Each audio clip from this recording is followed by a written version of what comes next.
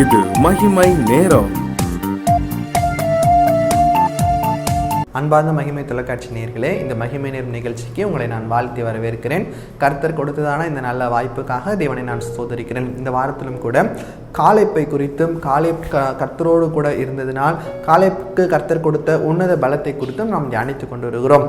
இன்றைக்கு அதே போல இந்த உன்னத பலத்தின் ரகசியம் என்னென்றால், கர்த்தர் காலேப்போடு இருந்தார், காலேப் கர்த்தரோடு இருந்தார். அதே நேரத்தில் கர்த்தரும் காலேப்போடு இருந்தார்.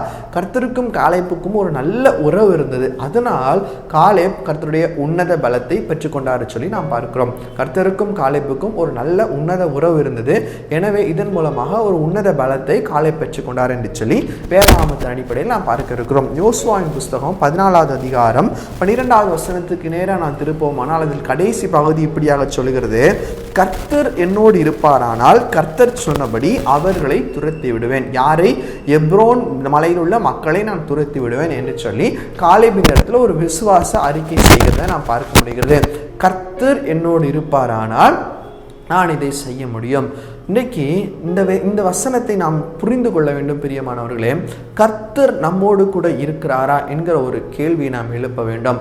நான் கர்த்தரோடு கூட இருக்கிறேன், கர்த்தர் என்னோடு கூட இருக்க வேண்டும்.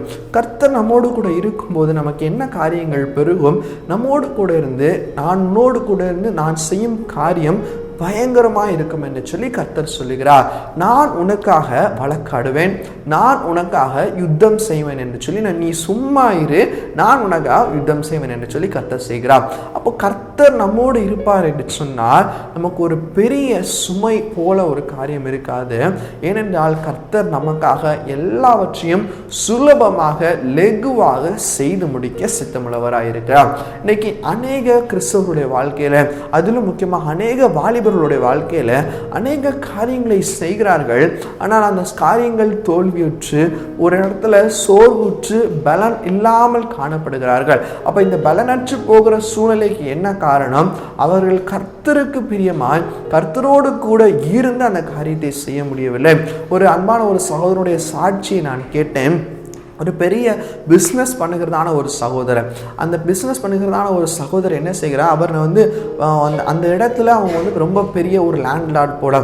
ஆனால் அவங்களுடைய பிஸ்னஸ்க்கு வெற்றிக்கான ஆதாரம் என்ன என்று சொல்லி அவர்களிடத்தில் கேட்கிறப்ப அவர்கள் குடும்பமாய் ஜெபிப்பார்களாம். அதோடு கூட அந்த பிஸ்னஸில் ஏதாவது ஒரு டெசிஷன் அவங்க எடுக்கணும் அப்படின்னா கர்த்தரிடத்துல முதலாவது ஜெபித்து உண்மையும் உத்தமமாக ஆண்டவரிடத்துல கேட்டு அதற்கப்புறம் தான் எந்த ஒரு தீர்மானமாக இருந்தாலும் அவர்கள் எடுப்பார்களாம்.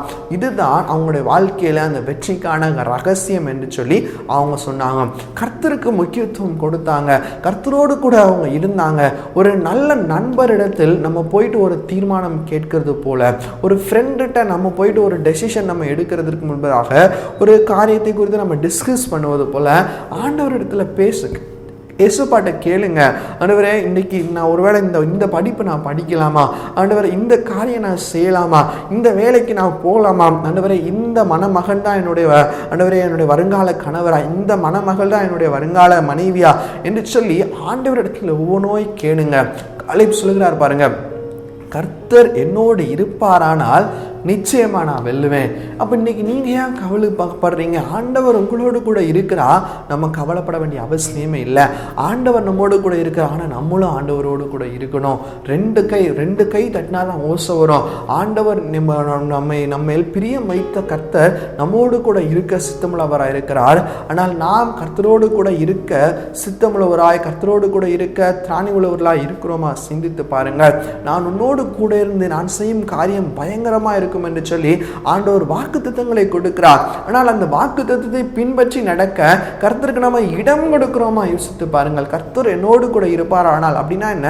கர்த்தருக்கு நாம் இடம் கொடுக்க வேண்டும். நம்முடைய இருதயத்துல பேர் கிறிஸ்தவர்ல அல்ல, நம்ம ஏதோ சண்டே சர்ச்சுக்கு போறோம், இப்ப அது கூட வாய்ப்பு இல்லாமல் இருக்கிறது. ஆனா அப்ப நம்முடைய இண்டிவிஜுவல் பிரேயர்ல, நம்முடைய தனிப்பட்ட பிரேயர் லைஃப்ல, தனிப்பட்ட வாழ்க்கையில நம்ம ஜெபத்திலும் சரி வேத வாசிப்பிலும் சரி நாம் முன்னேற வேண்டும். இதை தான் கர்த்தர் எதிர்பார்க்கிறார். இன்னைக்கு இப்படி இதை செய்வதற்கு அநேகம் பேர் தவறி போகிறதுனால தான் அவர்களுக்கு பலனற்று செய்கிற காரியங்கள் வாய்க்காமல் போகிறது.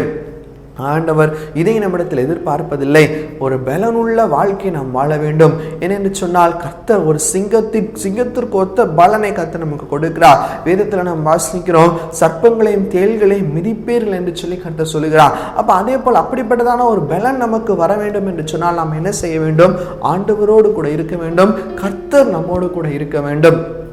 கர்த்தர் நம்மோடு கூட பாருங்க, பவுலோடு கூட ஆண்டவர் இருந்தார். எப்படிப்பட்ட சவுலாய் இருந்த பவுலை கர்த்தர் பவுலாய் மாற்றி அவரோடு கூட இருந்து பலத்த கிரியைகளை அப்போஸ்தலனாகிய பவுல் மூலமாய் கர்த்தர் செய்துதான் நாம் பார்க்க முடிகிறது. பலத்த கிரியைகளை தானியேலோடு கூட கர்த்தர் இருந்தார். ஒரு சிங்கத்தை தானியேலால் ஜெயிக்க முடிந்தது. தானியேலோடு கூட கர்த்தர் இருந்ததுக்கான அடையாளம் என்ன? ஜெபம். தானியேலோடு கூட கர்த்தர் இருந்ததுக்கான நிச்சயம் என்ன? ஜெபம் மாத்திரம்தான். அவர் கர்த்தர் தானியேலோடு கூட பேசி கொண்டிருந்தார். தானியேலும் கர்த்தரோடு கூட பேசி கொண்டிருந்தார். இன்னைக்கு நம்ம கர்த்தரிடத்துல பேசுவதற்கு இடம் கொடுப்பதில்லை. அவருடைய வார்த்தைகளை நாம் கேட்பதில்லை. எனவே தான் நம்முடைய வாழ்க்கையில ஆண்டவரோடு கூட ஒரு நடக்கிற, ஒரு உறவாடுகிற ஒரு உறவை நாம் இழந்து போகிறோம். கர்த்தருக்கு பிரியமான சகோதர சகோதரிகளே, காலேப் கர்த்தரோடு கூட இருந்தது போல இன்னைக்கு நீங்களும் நானும் கர்த்தரோடு கூட இருக்க வேண்டும். ஆண்டவரே காலேப்புக்கு சர்டிபிகேட் கொடுக்கிறாரு, ஒரு உத்தமமாய் நீ நடந்த அப்படின்னு சொல்லிட்டு. அதே போல நமக்கும் கர்த்தர் அப்படிப்பட்டதான ஒரு சர்டிபிகேட்டை கொடுக்கணும். ஆண்டவர் நம்மோடு கூட இருக்கணும். சின்ன சின்ன விஷயத்துல கூட ஆண்டவர்கிட்ட கேளுங்க. சின்ன சின்ன தீர்மானத்தை கூட கர்த்தரிடத்துல கேட்டு நீங்க எடுங்க, அந்த காரியங்கள் வாய்க்கும் பிரியமானவர்களே. அப்ப காலேப்புக்கு கொடுத்த உன்னத பலனை கர்த்தர் நமக்கு தர வேண்டும் என்றால் நாம் என்ன செய்யணும்? நம்ம கர்த்தரோடு இருக்கணும், கர்த்தர் நம்மோடு கூட இருக்கணும். இந்த வார்த்தைகளை பிடித்துக் கொள்ளுங்க. ஆண்டவருடைய வார்த்தைகள் நிச்சயம் அது ஒருபோதும் மாயமாலமான வார்த்தைகள் அல்ல, அது உண்மை உள்ள வார்த்தைகள். இந்த வார்த்தைகளை தொடர்ந்து நீங்கள் பிடித்து கொண்டு, ஆண்டவரே நீர் என்னோடு கூட இருந்து, தாவீதோடு கூட இருந்தீங்க, தானியேலோடு இருந்தீங்க, ஆண்டவரே இயேசுப்பா ஒவ்வொருத்தரோடு இருந்தீங்க, என்னோடு நீங்க இருங்க என்று சொல்லி ஆண்டவரிடத்துல உண்மையும் உத்தமமாய் கேட்போம். தேவன் தாமே இந்த வார்த்தைகள் மூலமாய் ஒவ்வொருவரையும் பலப்படுத்தி காப்பாராக. அப்படியே கண்களை மூடி ஜெபிப்போம். எங்களை நேசிக்கிறதான நல்ல பிதாவே, உம்மை நோக்கி நாங்கள் பார்க்கிறோம். கர்த்தர் நீர் கொடுத்த இந்த வார்த்தைக்காக நன்றி செலுத்துகிறோம் சுவாமி. ஆண்டவரே நீர் எங்களோடு கூட இருந்து செய்கிற பெரிய காரியங்களுக்காக உமக்கு நன்றி. உடைய வல்லமையுள்ள கிரியைகளுக்காக நன்றி செலுத்துகிறோம் சுவாமி. உம்மை துதிக்கிறோம் ஆண்டவரே. ஆண்டவரே காலேப்போடு நீர் இருந்தது போல எங்களோடு நீர் இருங்க சுவாமி. ஆண்டவரே அப்பா, காலேப்போடு நீர் இருந்ததுனால் ஒரு உன்னத பலத்தை காலேப்புக்கு கட்டளையிட்டேன். அதே போல எங்களுக்கும் ஒரு உன்னத பலத்தை ஆண்டவர் நீர் கட்டிடும்படியா ஜெபிக்கிறோம். உமக்கே துதிக்கான மகிமை நாங்கள் ஏறெடுக்கிறோம் சுவாமி. மீட்பராமே சுமலன் ஜெபிக்கிறோம் எங்கள் நல்ல பிதாவே. ஆமென் ஆமென்.